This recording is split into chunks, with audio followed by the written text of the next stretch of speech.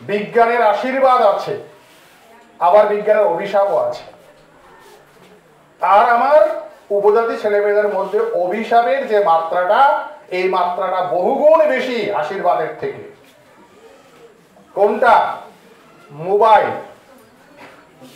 Mobile প্রয়োজন আছে, কিন্তু যেই প্রয়োজনে মোবাইল ব্যবহার করার কথা, সেই প্রয়োজনের অতিরিক্ত জিনিস আমার ছেলে আপনার ছেলেরা ব্যবহার করছে লেখাপড়া ছেড়ে দিয়ে।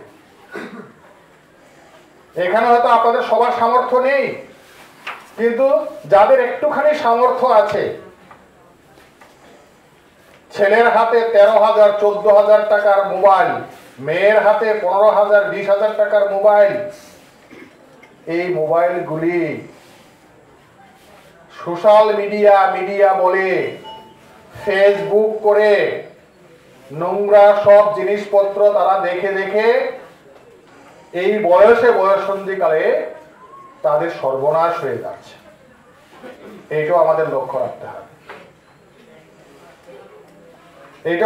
রাখতে হবে, এটা বিজ্ঞানের অভিশাপ। এই অভিশাপটা আমাদের এসটি ছেলে মেয়েদের উপর বেশি করে বর্তেছে।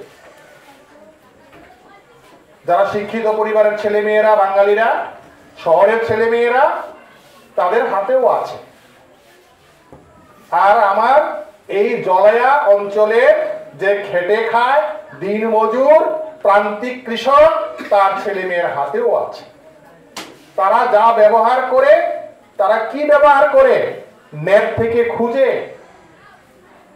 পৃথিবীর কোন জায়গাতে কোন জিনিসটা নতুন আবিষ্কার হয়েছে, এটাও মোবাইল থেকে পাওয়া যায়।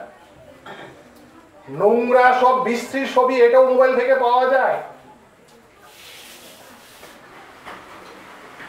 কোন বৈজ্ঞানিক কোন জিনিসটা আবিষ্কার করেছে, আজকের দিনে কোন ওষুধটা ব্যান্ড হয়ে গেছে, বাজার থেকে এই ওষুধটা আনলে পরে খেলে যদি এই ওষুধটা ব্যবহার করি তাহলে আমার স্বাস্থ্যের পক্ষে ক্ষতি হবে, এই ওষুধ আমরা খাবো না, এইসব আমার মোবাইলের মধ্যে আছে।